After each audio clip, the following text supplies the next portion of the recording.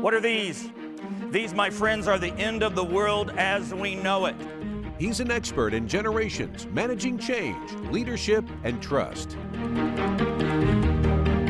Every organization has people on the fence in change. That's where most people live. He's the author of Sticking Points, How to Get 4 Generations Working Together in the 12 Places They Come Apart, and the best-selling workshop, Leading Across Generations. Hayden has spoken to over 100,000 people at 1,500 businesses, from Fortune 500 companies to startups, as well as not-for-profit organizations and governmental agencies. His long-term organizational development and change projects have been written up in case studies. The Washington Post called him a leadership guru. This is Hayden Shaw. It is. It is the end of the world as we know it. I'm not sure we feel fine. It is the end of the world as we know it because these are coming. What are these? These are flip-flops. This is the footwear of choice for the next generation in the workplace. This is the footwear of choice. Now, I took these out of my son's closet. He's a middle millennial. Okay, the first thing we learn about millennials is that their feet are very large. These are 7th grade feet. They're bigger. They win in basketball against older guys, right? They're bigger. The other thing we understand about millennials is that they've got it covered.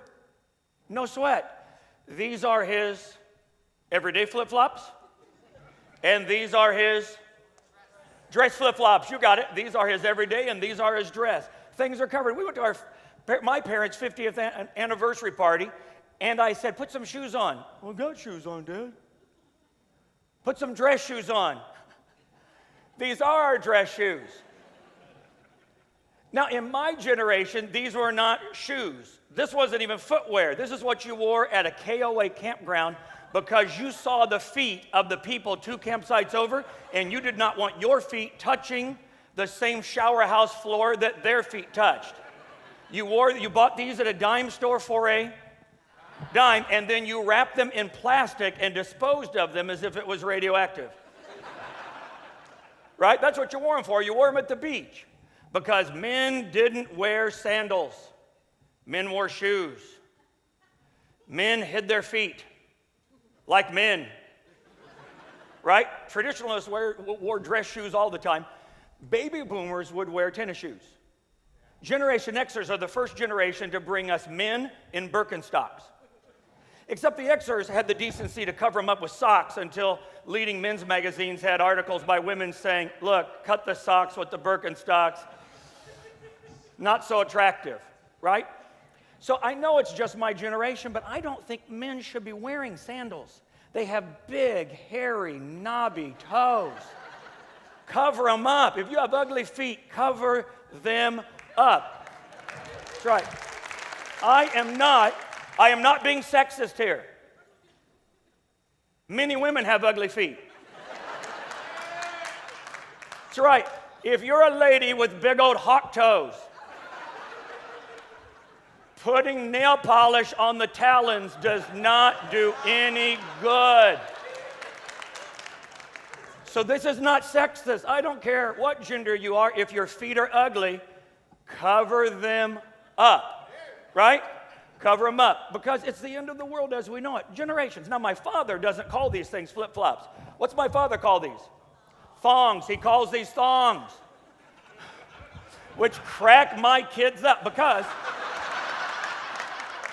they will kick off their flip-flops at my parents' house, and my dad will say, move your thongs out of the way before somebody trips. Dad, Grandpa calls them thongs.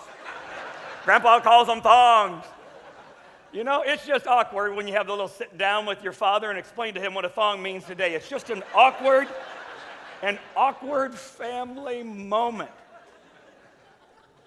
But it's not just flip-flops. It's not just flip-flops. It's how we communicate. Right? How we communicate. It's whether or not we believe earbuds are appropriate at the work desk.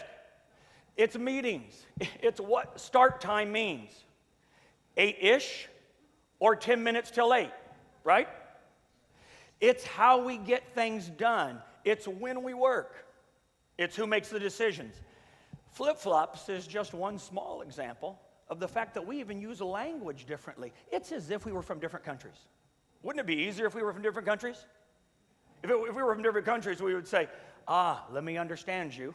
When they're from the same place we're from, just from a whole different era, with a whole different set of experiences, that's when we look at folks and say, what is wrong with you? When I started in this job, they gave me junk jobs to do, and I was happy for it because my parents told me I could not come back home. Now, millennials, this newest generation gets a lot of attention because they're new. We've been realizing in the last couple of years that they're different, that they don't respond the same way, and organizations are saying, what do we do with them? September 11th, I was working with University of Illinois a couple of months ago, and a millennial was in the room who led one of the IT departments, and he said September 11th. I said, how? How did it change things? He said, it changed everything. I said, could you help me and break that down a little? He said, no, I can't. There is nothing in life that did not change. Think about it. No matter how many organic greens you eat, no matter how much you exercise, no matter how much you take care of yourself, somebody else could come in and end everything at a no fault of your own and nothing you can do. Cartoon in a newspaper showed a grandfather with his arm around his grandson, and he said, lost a lot of good friends in NAM, and his grandson said, was that the name of your high school, Grandpa? Sometimes people complain about the millennials as a selfish generation. That's not what the research shows. Now, they want to be rich and famous. The Pew Research Group discovered a couple of years ago that 72% of millennials want to be rich and famous. But not necessarily American Idol rich and famous, although that does promote it, doesn't it? All you got to do is be a dental hygienist here in Chicagoland, and you can make it on American Idol. Be known throughout the world and voted on by many, right? But for them, it's, I just want to make an impact. I want to make a difference. I want my life to matter.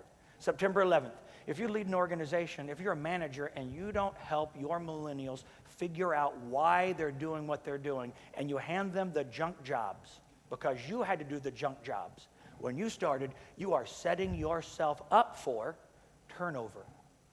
Different world, different set of needs. All right, millennials, they're heavily managed. Sometimes managers say to me, but they come in and they say, well, I'm bored after 9 months in this job. Hello, it's called work, it's a job, it's not happy time. One Generation X manager said to me, they act like their boredom is my problem. I said it was. For boomer parents, it was their problem. How many of you older folks like me were told to go outside and come back in when the street lights came on or when the sun went down, depending on where you lived? How many of you would send your nieces, nephews, children, grandchildren out with the same instructions? Right? They've seen stranger danger videos. They know to run if a guy's creepy and not working during the daytime. If he's creepy and not working in the daytime and offers them candy, they are to run. Which can confuse them in many families, because many of our families have an Uncle Lou who lives in the basement at Grandma's house, right? Who doesn't work and offers them candy, which, Mommy, Uncle Lou scares me. It's okay, honey, she scares the rest of us too, right? Uncle Lou's a little scary, but Grandma just won't listen to tough love. Yeah, they're heavily managed. So because we can't send them outside, we had to get them DVD players. We had to put DVD players into our cars. Now we have individual screens so that they won't fight. How many times do you watch people go from one fast food restaurant across the street to another fast food restaurant just to shut them up? Then they show up at work and go, I don't like that. I like that. And we look at them and say, you are so entitled. You have such an entitlement mindset. Well, when I was your age, what do? Well, the first and most important thing is to laugh. Because if we don't laugh, and if we cry, we communicate to the other person that something is broken in you, and my generation is better than your generation. And that's where we get ourselves into trouble, because when we try to fix people, we just kind of claw them. And most of us tend to avoid getting scratched on a regular basis. I can't wait to go into work. I call my boss the claw, right? Take your best shot. Yeah, we get onto monster.com and pray really, really, really hard that something opens up. What's my theme? Every generation has a theme. Every generation has, if you could summarize it in one word, the traditionalist would be always faithful. Semper Fi. Do your duty, Shut your mouth, make it happen. Baby boomers, do your own thing. Isaac Hayes, The Backside of Shaft, 1972's Grammy-winning disc. You know Shaft, he's a complicated man. No one understands him but his woman, Shaft. John Shaft, can you dig it? Shut your mouth.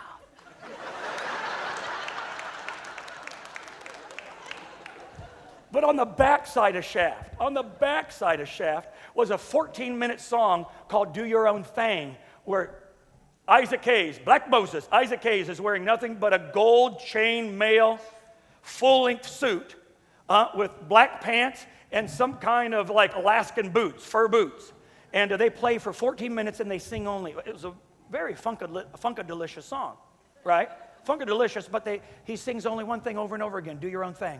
If there was a mantra for the boomers, it was, do your own thing.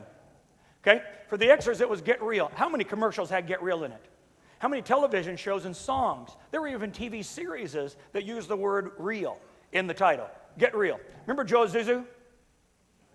When Isuzu wanted to launch a car line, they knew they couldn't take on the big automakers with the big expensive ads, so they went after a market that was turned off to big grand mall advertising. And so Joe Isuzu stands up there and lies while the real world comes down the screen in the back, and it started a whole new trend, right? It signaled a whole new trend in truth in advertising. As a matter of fact, if you make fun of yourself, we consider you much more honest and serious. All right, millennials, the greatest love of all. Greatest love of all. Millennials, if they have a key word, it is self-esteem. Key word for millennials, self-esteem. Whitney Houston, greatest love of all, her breakout song. 10 million copies of Greatest Love of All. Who was the greatest love of all? Think about the lyrics to that big breakout song. All of us heard it till we couldn't stand it anymore. Who was the greatest love of all in her song? She was. I thought it would be Bobby Brown, but no. All right, traditionalists. How do they think about job security? I want long-term job security. I want long-term job security. I don't care if I like my job. I don't care if it's healthy. My father-in-law worked in the steel mills with asbestos up to his waist because it was a stable job. Okay, baby boomers. I want long-term opportunities. I want to find satisfaction. I want to find growth. The sun will come out tomorrow. The career will stretch out in front of me. It is an optimistic time where I'll make more and enjoy it, and it'll be engaging. Why? Because traditionalist fathers said, don't do what I did. Stay in school. Find a job you like. Don't do what I did. Xers, I am always looking for opportunities to grow and enhance my skills. So I'm packed and portable and ready to go. We already talked about that. I need to be able to land on my feet. And if you don't give me training, I will go to some place there is. Not giving an Xer training opportunities, even if we hit a market recession. Not giving Xers training opportunities is like stealing pension money from a traditionalist. Stealing pension money from a traditionalist. It's what their security is based on. Finally, the millennials. How do they think about job security? I am currently looking for a way to express my meaning, my purpose, and find my passion in life. I was in Austin, Texas, and a guy said to me, this is worth the 3 hours I drove to hear this presentation because my wife is so angry at my daughter-in-law. My son's been married to her in 1.5 years, and she's changed jobs 3 times, and the reason each time is this is just not my passion. My wife's frustrated that she is putting stress on her little baby, that he's having to carry the load while she finds herself. Because suddenly it makes sense to me, after all. If you want to see change in the lives of your audience built on practical content and great stories, if you want humor that helps people to see things differently, and if you want someone who does his homework to create maximum takeaway value, Hayden Shaw will deliver for you as he has for hundreds of organizations.